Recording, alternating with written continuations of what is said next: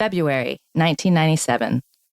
As we pulled into the driveway that sunny afternoon in February, the last thing I expected to see was my parents' car parked in front of my house and them standing at the front door. For most people, this may be a normal situation, but for me, it was unsettling. My parents had never stopped by unexpectedly.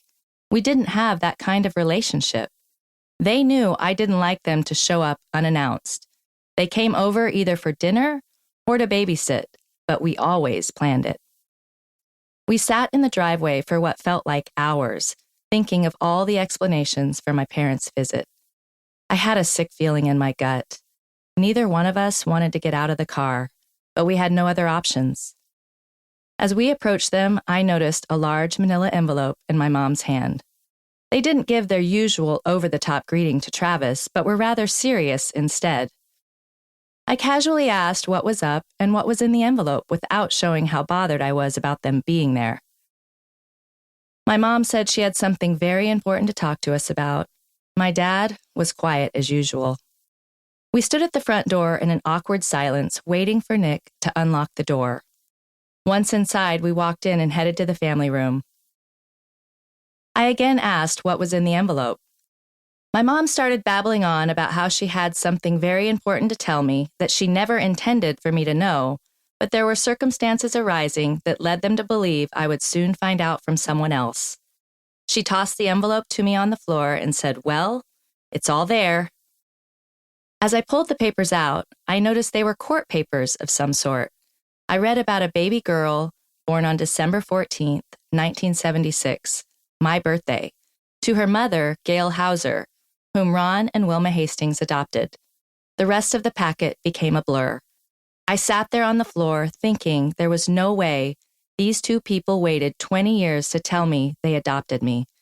My inability to connect with my parents over the years and all the feelings that I didn't belong came flooding back. Instantly, I had the answer to the constant questions while growing up about why I didn't look like my parents. The only health history I ever knew, which was absolutely horrible, was all void. I wanted to know who else knew about this, and if she was ever really pregnant. I questioned everything they had ever told me. I just sat there and stared at the papers. I was in complete shock. I was angry, but sadly, I was more relieved than anything. The many fears that I had that were based on the lie that these two people were my biological parents were no longer valid.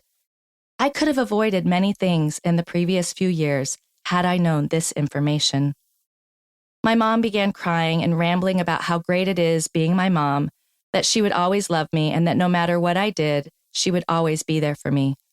She continued her crazy talk while I just sat there.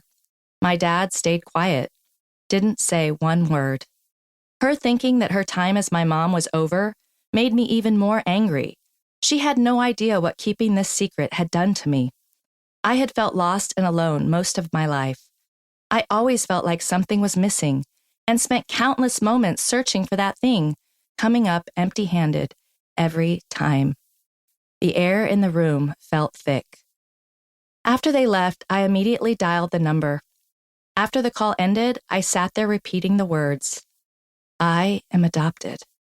I'm adopted. I am adopted." He was always there. That day rocked my world. However, now that I'm healed, I can see God's hands all over my adoption.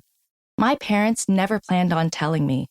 A cousin who went against the grain and made a family history book which noted my adoption forced my parents' hand. That was God. That it only took me 3 days to connect with my birth mom on her birthday and my anniversary was also God. It is no coincidence that my middle name, although spelled differently, is the same as my birth mom's. Gail even remembers how easy it was to find a family to adopt me. All the pieces had to align, and when that happens, I recognize His hand and give God the credit. Can you think of a time in your life when all the pieces lined up perfectly? Some people call this luck, but there is no such thing as luck. The Lord moves in our lives, whether or not we know Him. It's up to us to open our eyes and look around.